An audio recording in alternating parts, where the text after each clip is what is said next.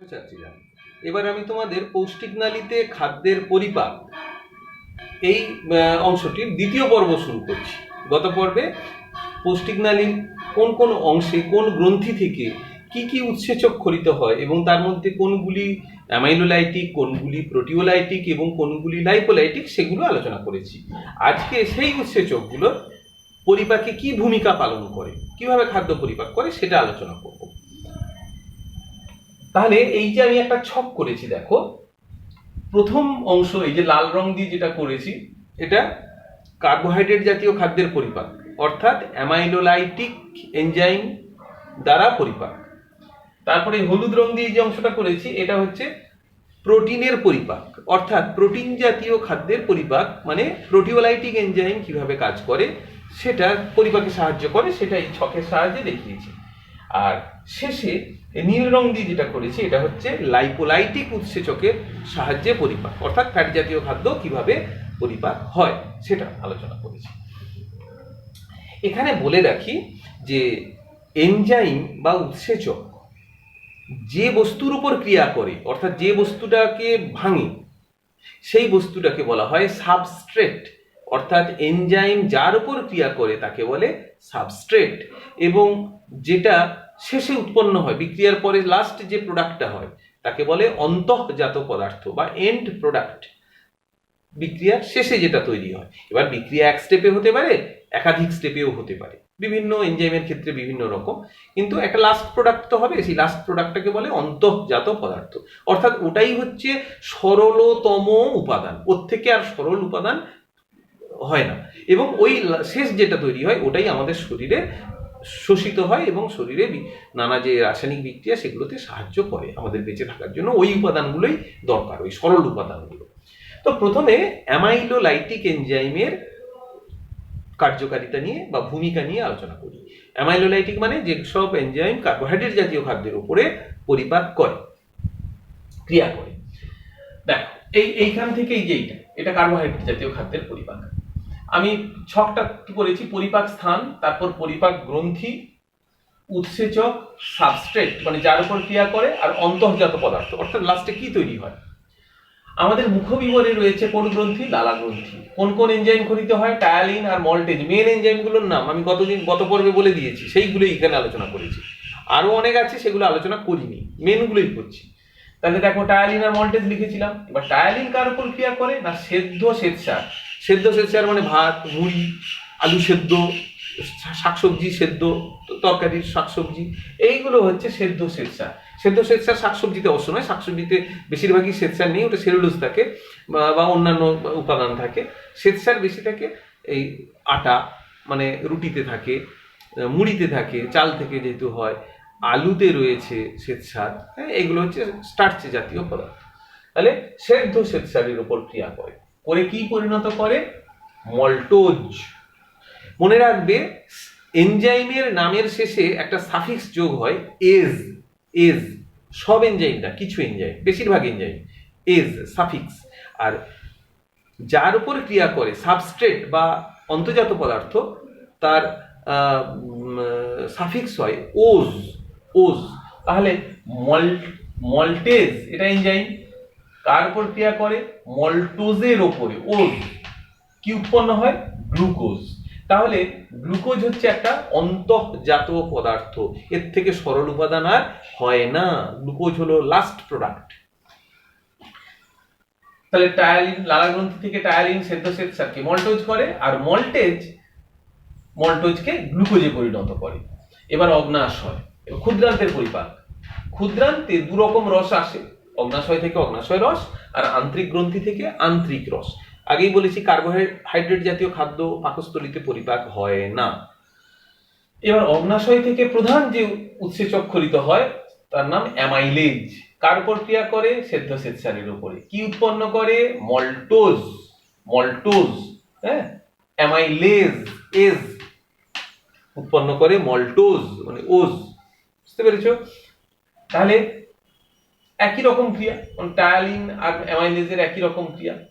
এবার আন্তরিক গ্রন্থি মানে ক্ষুদ্রান্তের মধ্যে থেকে খরিত হয় যেসব এনজাইম আন্তরিক রসে, অ্যামাইলেজ, মল্টেজ, আইসোমল্টেজ, সুক্রেজ, ল্যাকটেজ, এই অ্যামাইলেজ, মল্টেজ, আইসোমল্টেজ এগুলো শ্বেতসার জাতীয় খাদ্যের উপরেই ক্রিয়া করে।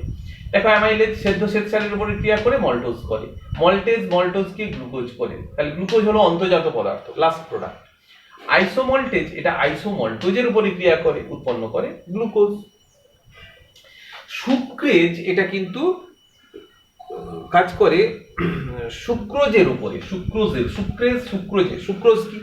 সুক্রোজ হচ্ছে চিনিতে আছে, চিনি, আখের রস, এগুলোতে সুক্রোজ আছে, তারপরে আঙুরের রস এগুলোতে রয়েছে সুক্রোজ চিনির উপর বা ওই আঙুরের রস, আখের রসের উপর ক্রিয়া করে, উৎপন্ন করে দুটো প্রোডাক্ট, গ্লুকোজ আর ফ্রুক্টোজ। তাহলে এক্ষেত্রে অন্তর্জাত পদার্থ দুটো, গ্লুকোজ আর ফ্রুক্টোজ। ল্যাকটেজ ক্রিয়া করে কার উপর? ল্যাকটোজের উপর। ল্যাকটোজ হচ্ছে দুগ্ধ শর্করা, অর্থাৎ দুধ খেলে দুধে যে শর্করা রয়েছে তার নাম হলো ল্যাকটোজ। ল্যাকটেজ ক্রিয়া করে ল্যাকটোজের উপর, ক্রিয়া করে ভেঙে তাকে কি উৎপন্ন করে? দুটো প্রোডাক্ট, গ্লুকোজ আর গ্যালাক্টোজ। ওজ দেখো শেষে। তাহলে আমরা বলতে পারি যে কার্বোহাইড্রেট জাতীয় খাদ্য পরিপাকের শেষে কি কি অন্তর্জাত পদার্থ উৎপন্ন হয়? তিনটে, লাস্ট প্রোডাক্ট তিনটে, মেনলি তিনটে। গ্লুকোজ, সবার শেষে দেখো গ্লুকোজ, এখানে ফ্রুক্টোজ আর গ্যালাক্টোজ। গ্লুকোজ তো কমন, তাহলে গ্লুকোজ, ফ্রুক্টোজ আর গ্যালাক্টোজ এই তিনটে হলো কার্বোহাইড্রেট জাতীয় খাদ্য পরিপাকের লাস্ট প্রোডাক্ট। সুক্রেজ এটা চিনি, আখের রস এদের উপর ক্রিয়া করে। ল্যাকটেজ এটা দুধের শর্করা, ল্যাকটোজের উপরে ক্রিয়া করে। তাহলে এই হয়ে গেল কার্বোহাইড্রেটের পরিপাক, অর্থাৎ অ্যামাইনোলাইটিক উৎসেচক দ্বারা পরিপাক। এবার আসছি প্রোটিন জাতীয় খাদ্যের পরিপাক, অর্থাৎ প্রোটিওলাইটিক এনজাইম দ্বারা পরিপাক। পাকস্থলীতে তো হয় না, মুখবিবরেও হয় না প্রোটিনের পরিপাক। তাহলে আমরা স্টার্ট করব, ভুল বললাম, যে মুখবিবরে প্রোটিনের পরিপাক হয় না, পাকস্থলীও ক্ষুদ্রান্তে হয়। তাহলে পাকস্থলী দিয়ে স্টার্ট। পাকগ্রন্থি থেকে যে পাকরস খরিত হয় তাতে পেপসিন এনজাইম রয়েছে, নাম আগে বলেছি। কার উপর ক্রিয়া করে? প্রোটিনের উপরে। কি উৎপন্ন করে? পেপটোন। এবার ক্ষুদ্রান্ত থেকে দুরকম রস খরিত হয়। অগ্নাশয় থেকে অগ্নাশয় রস ক্ষুদ্রান্তে এসে মেশে, ফলে অগ্নাশয় রসের পরিপাক হয় ক্ষুদ্রান্তে, এই জন্য স্থান হচ্ছে ক্ষুদ্রান্ত। গ্রন্থি অগ্নাশয়, আর আন্তরিক গ্রন্থি এটা ক্ষুদ্রান্তেই আছে, সেখান থেকে আন্তরিক রস খরিত হয়, তারও পরিপাক হয় ক্ষুদ্রান্তে।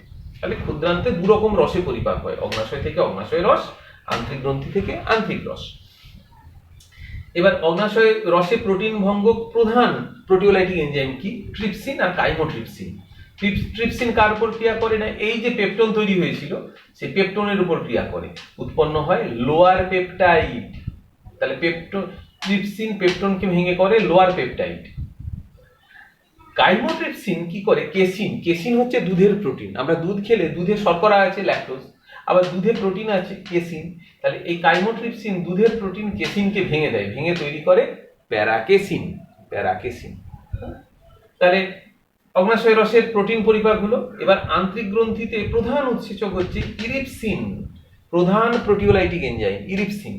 লোয়ার পেপটাইডের উপর ক্রিয়া করে, এই যে লোয়ার পেপটাইড হয়েছিল এইটার উপর ক্রিয়া করে অ্যামাইনো অ্যাসিড তৈরি করে।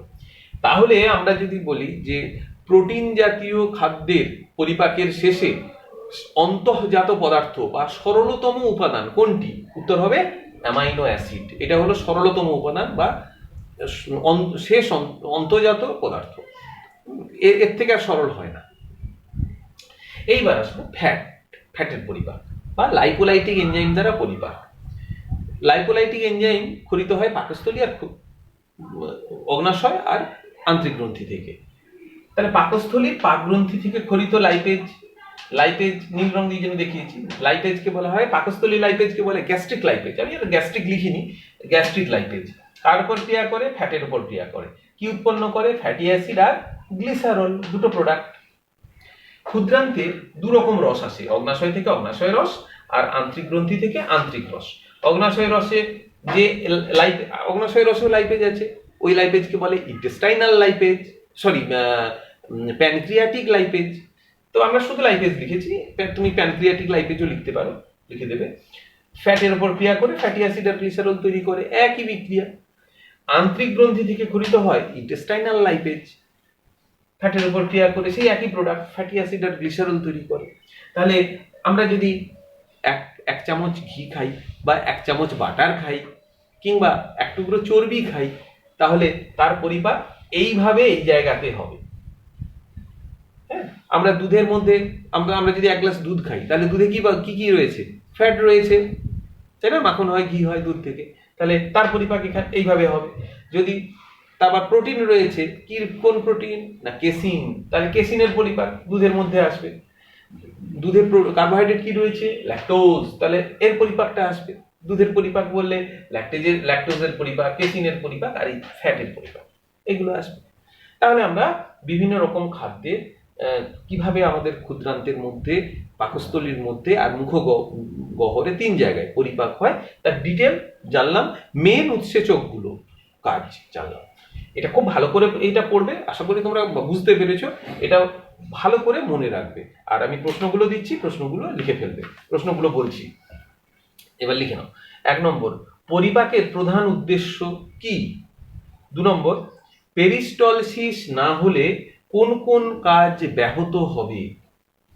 3 নম্বর, তুমি আলু সেদ্ধ খেলে তোমার পরিপাক নালীর কোন কোন অংশে কিভাবে পরিপাক হবে তা সারণী আকারে লেখো। আচ্ছা, আলু সেদ্ধ না করে তুমি এটা করো, তুমি ভাত খেলে তোমার পরিপাক নালীর কোন কোন অংশে কিভাবে পরিপাক হবে তা সারণী আকারে লেখো, তুমি ভাত খেলে।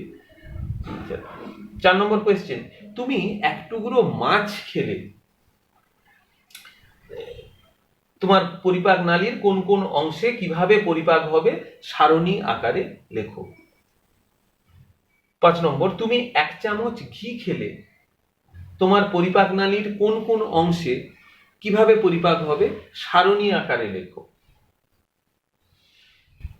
6 নম্বর, তুমি 1 চামচ চিনি খেলে তোমার পৌষ্টিক নালীর কোন অংশে কিভাবে পরিপাক হবে।